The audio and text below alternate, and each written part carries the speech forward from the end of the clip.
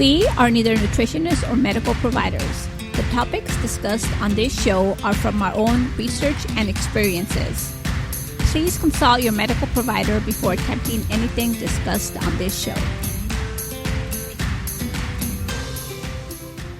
Welcome to another episode of Sjogren Strong. I'm Brian. And this is Lupe. And this is your podcast discussing how to live an active and healthy lifestyle despite a diagnosis of Sjogren's. And guess what? What? Today. Hey guys, how's everybody doing? Lupe and Brian here. Wow, this is our first episode in how long? This is our second episode of the year. Our last episode was January. Ay, caramba. It seems like the only time we come on and drop an episode is when something's going on with your life. Well, something medical, right? I feel like, I don't know, I miss it, but I feel like everything we've discussed already, and I know that we can make it better what we've talked about, but I don't know, I'm sure that a lot of people are going through what I'm going through, and I just, want everybody to know. Maybe help somebody out. Well, for those of you who are new listeners, this episode is actually airing on an off day. We normally drop episodes on Thursday, and we're actually doing this live, so it's not going to be this polished, you're going to get the raw us. That's the best. That's the best. That's the best us. Actually, today is Tuesday, right? And I had a doctor's appointment, and then, I took the day off, and I came to the studio, and I told Brian, you know what? We should drop some knowledge today. No, an episode. Let's drop some entertainment. Yeah. So I'm going to tell the backstory. So Lupe was crushing the diet. She was eating fruits, veg, really, really healthy. But there might have been an increase in the amount of acids she was consuming with the fruits and a little, bit of chili sauce on things. And she started having a hard time swallowing to the point one day, I want to say we were eating soup. It wasn't even something crazy hard. And she coughs a little bit, which is normal. And for those of you with Sjogren's, you have a hard time swallowing. We get it. But food aside, she jumps up. She was choking. You could see the panic in her eyes. Now, she was coughing. So I encouraged the cough, patted her on the back, and eventually the food passed. She was able to expel it and start to breathe. But that scared her. Yeah, it did. So, okay, so for us Sjogis, we don't produce saliva, right? So we have the hardest time swallowing.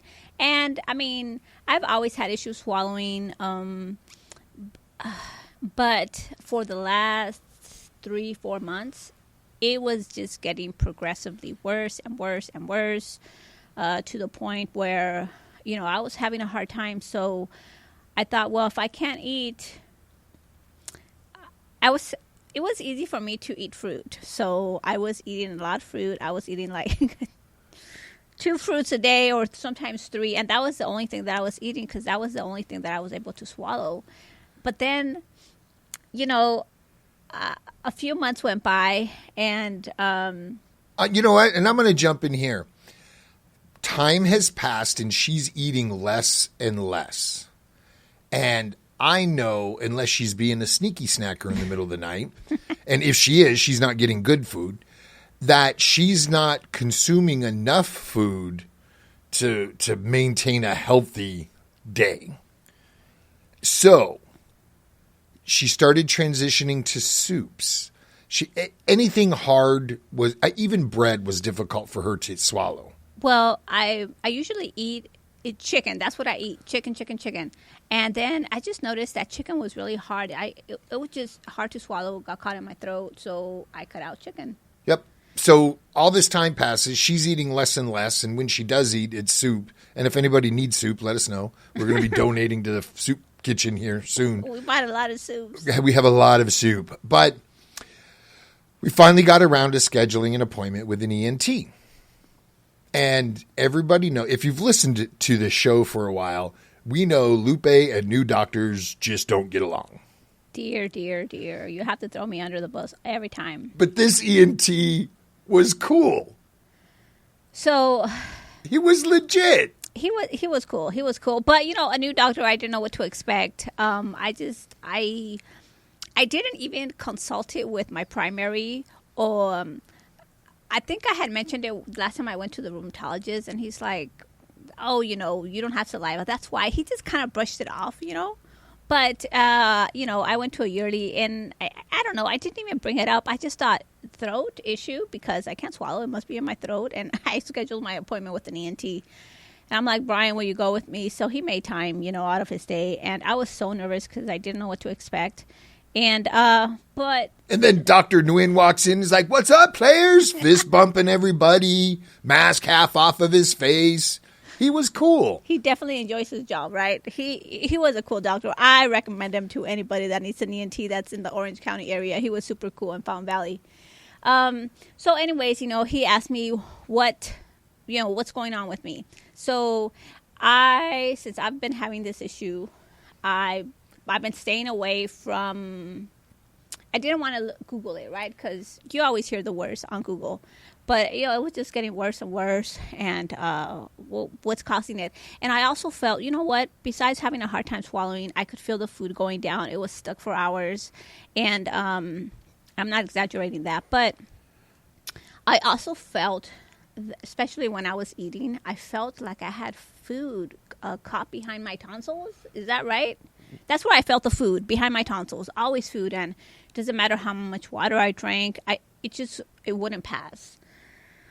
So, anyways, I explained all that to the doctor. I told him, actually, that I have Sjogren's, and I was very relieved when he said he was familiar. He said he went to school, Brian, right? He went to school with a lot of patients, and saw a lot of patients that had Sjogren. So I was relieved. He understood me. He kind of explained what he was going to do a little bit, and he squirted this numbing gel in each of my nostrils, like 3 pumps, boom, boom, boom. Like it didn't even, no warning, right? Just poof, poof. Oh my God, guys, this was so gross. But anyways, about, 5-10 minutes later, he comes back. My throat is numb a little bit, and he pulls out this big fire hose. Come on now. It was a laryngoscope, one of those little flexible cameras that goes into your nose and curves down around. He called it endoscopy. However, he didn't go past the vocal cords. He didn't go into the stomach. He was just looking at the epiglottis and the vocal cords. So that's what he did. Now, I know Lupe, and I'm ready to just grab her, and not to physically restrain her, but let her know I'm there and I'm paying attention. And he's trying to get her to take this scope down her nose, and she's like reaching up and snatches his arm. But you know what? He handled it well. He didn't resist. He let you hang on to him, and he slowly got the scope down to where he needed to see. Well, I don't know what to expect. And I mean, my reflexes, my defense reflexes kicked in, and I did grab him, and it wasn't like I grabbed him hard, I just, if it got uncomfortable, I was just touching his arm, and I was just gonna like push him away, if it got uncomfortable. But he went as far as my throat, and he said it was irritated and inflamed. The part, I don't know medical terms, but he said the part that wasn't, the part where you swallow the food, that part was inflamed, and it was kind of touching, and so that's why I couldn't swallow. So the epiglottis is a little flap that protects your airway when you're swallowing food. That and if I'm not saying this right, forgive me, the cumulate cartridge around your vocal cords, all of that was inflamed. And he could see the redness, he could see swelling, and he attributed it to acid. Acid? Now, acid, our stomach produces acid to break down food.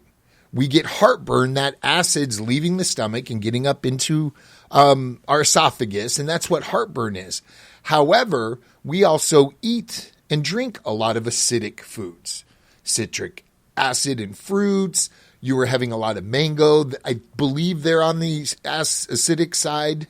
I had mango every day for months because it's just delicious. And if I couldn't eat, I was going to eat that. And then, of course, you had to put chili on the mango.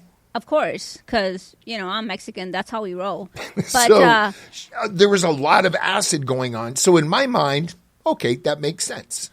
But you know what's really funny is that Brian, he had asked me, do you have Heartburn. And I said, I never have heartburn. Or maybe I didn't know how to identify it.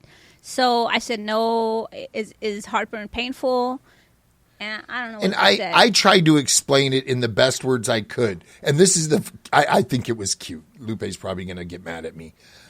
A couple days later, she goes, my chest feels lemony. Okay, wait a minute. No, you're jumping too far ahead. He had asked me before, do you have heartburn? And I said, no, I don't. Or maybe I don't know how to identify it. And I said, if it hurts, if it causes pain, I'm always on pain meds, so I haven't been in pain right there, in my chest area. And so then when the doctor said, do you have heartburn? And I looked at Brian like, really? He's asking me the same question, but I guess I've never had it, or I didn't know how to recognize it, right? So then we, he actually, the doctor, he put me on Nexium. He called it something else, but I went to the pharmacy, tried to fill my script, and whatever the generic name is, and the pharmacy said, we don't accept your insurance. Anyways, that's a different story. But anyways, the pharmacist, she was really kind, and she says, you know what, but we sell this over the counter. It's Nexium. And I was like, well, that's what the doctor said. I don't know why they prescribed something else. But anyways, so I had been on it for this Friday that passed. It was 1 week. And so Nexium comes in 14 capsules for 2 weeks. And so Saturday, so I started on a Friday. The following Saturday, I just felt like my throat felt normal. And I said, Brian, I think I could swallow now. And so let's go to our favorite restaurant, right? So we went to a restaurant that we love. And he said to me, because I had fish tacos, and because, guys, I hadn't had any solid food in such a long time. I was craving everything. I was just picking out on everything. So I had fish tacos, and I always had a little bit of lemon, and then they have salsa because it's a Mexican restaurant. And he said to me, you might have heartburn with the salsa and the lime. And I said, okay, I'm going to pay attention. And I actually did pay attention. And when he told me, I don't know, about an hour later that he had heartburn, I felt a little bit of discomfort.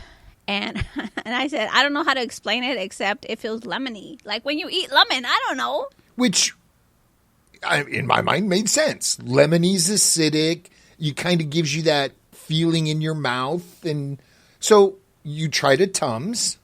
I tried a Tums, and I think I chewed it. And he said, no, you're not supposed to chew it. Just let it dissolve in your mouth. So I said, okay, give me another one.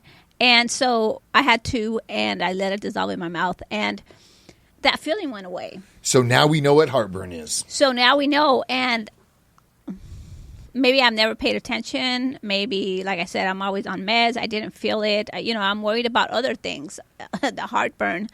But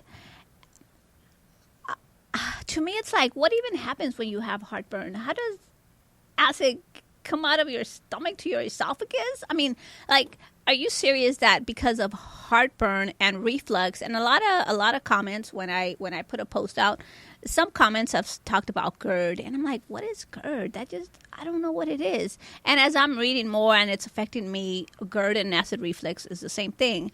And I'm thinking to myself, are you kidding me? I've been suffering for months. I didn't eat for months, and it was as easy as taking Nexium. I mean, in 5 days, I feel better. I was so amazed.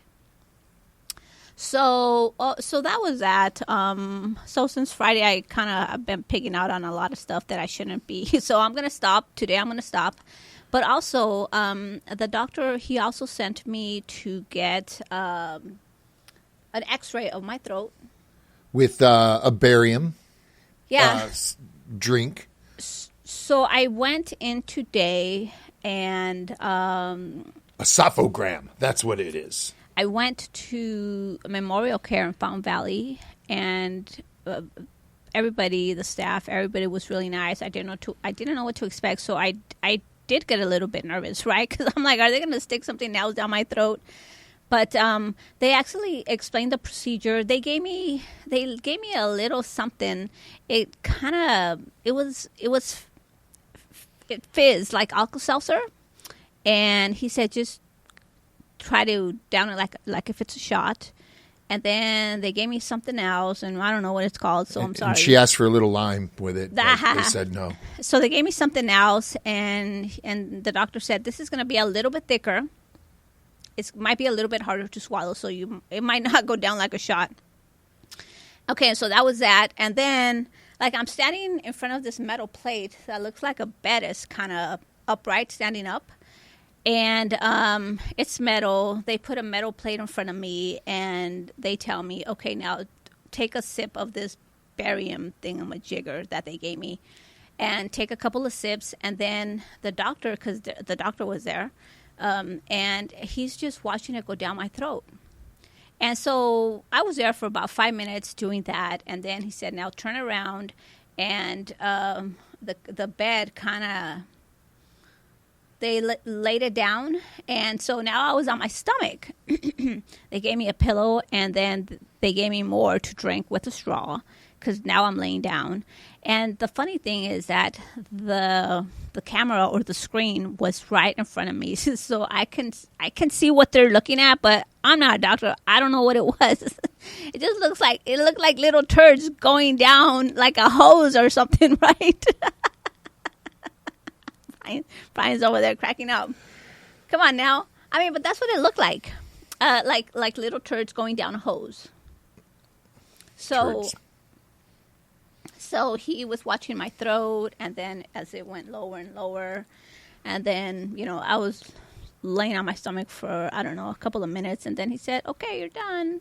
We'll send this to your doctor. And I'm like, I wish he would have told me, because he was a doctor.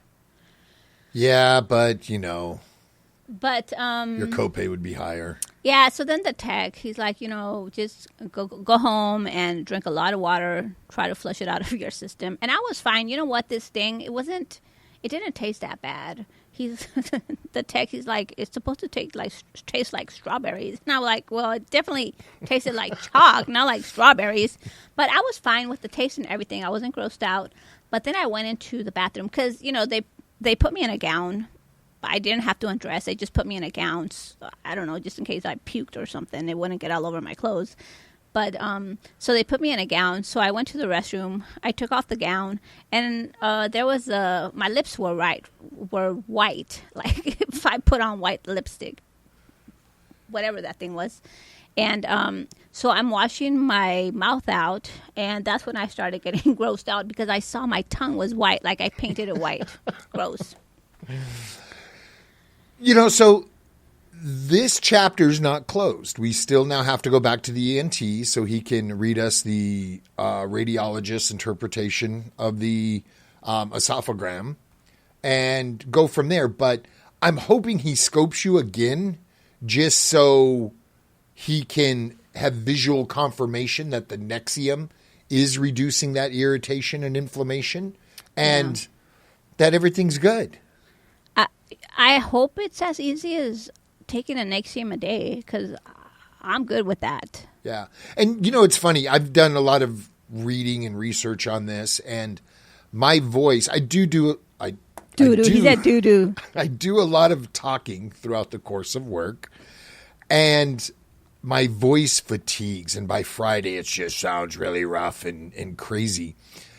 And I do get heartburn from time to time in the evening. I have Tums by the bed, and I'll take one as needed. But in all the research, I'm like, wow, I might have something going on. So I put myself on a course of Nexium just to see if I get better. Yeah. A lot of comments from you guys and even the doctor and the text today, they're like, so did you go see a GI? Gastro. Yeah. They're like, did you go see a GI? And I said, no. Well, thankfully, I'm thankful that I have PPO, and I was just able to make an appointment with an ENT because I thought it's a throat, so ENT. But apparently, most people go see a GI. So I guess they're more intrusive, right? So I'm glad that I went to an ENT, and I hope it says, I do hope that it was just acid reflux. Yeah, I mean, and I think an ENT was a good first step. If he finds something that's past your throat, then yeah, we'll take it to the next level and go see a GI doc and go from there. But everything he said made sense to me. The research we've done's made sense to me. I think we're going to be okay. So, just consider us your Sjogren's test dummies. Yeah. If you're having heartburn, don't let it linger. If you eat a lot of spicy food, have a Tums on occasion. That's crazy to me. Tomorrow I'm going to call the ENT that I went to, make an appointment for next week, and hopefully he gives me good news, and hopefully it's just as simple as acid reflux. But you know what I can't believe.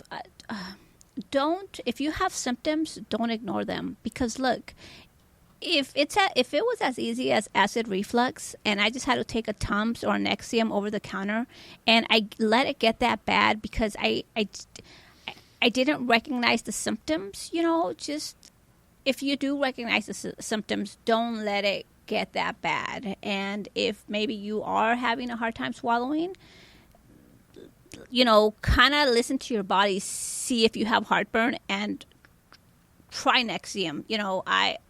I'm just so I can't believe that it's as easy. It was as easy as that for me. Well, and now I could swallow. And you don't even need to start with Nexium. Just try Tums or Rolaids, or in my home growing up, it was soda water, and I still have soda water on occasion, baking soda and water. Well, I know that you tell me if I have like an upset tummy, soda water, but I'm just amazed. And I wanted to share this with you guys. And then probably in a couple of weeks, we'll do another episode with an update. And of course, I always post. My experience for those that, for some people, they don't listen to podcasts. But I wanted to share my story, and hopefully it helps some of you guys out. Yeah, it seems so cool to be behind the mic with you again on this show. I actually miss it. Do you guys miss us? I hope so. Do you guys want us to continue? I don't know. Let us know in the comments. Yeah, let us know if you want us to come back. And while you're scrolling down there to the comments, you'll find links to our social media. Hit us up on Instagram and Twitter. And are you still playing on Facebook much? The group's strong. The group is getting stronger. I post on Facebook, not as much as on Instagram. Facebook doesn't get a lot of love. Facebook doesn't show it to a lot of people. Their algorithms kind of. Yeah, I don't know what happened. I mean, they used to show it to a lot of people, and they just don't anymore. So I get a few comments, so I do respond, and I do share some stuff, like the important stuff. The day-to-day, not so much. But and you are definitely most active on Instagram, so. Yeah, and I'm definitely going to share this post and my experience today also on Instagram with the picture of my white tongue. Awesome. Well, anything else? I think that'd do it. All right. Well, we want to thank you for listening to this episode of Sjogren's Strong. If you like what you hear, hit us in the comments. If you'd like to hear something else, hit us in the comments. And be sure to follow us on your favorite social media platform of your choice. Absolutely. And until next time, sip constantly and stay hydrated.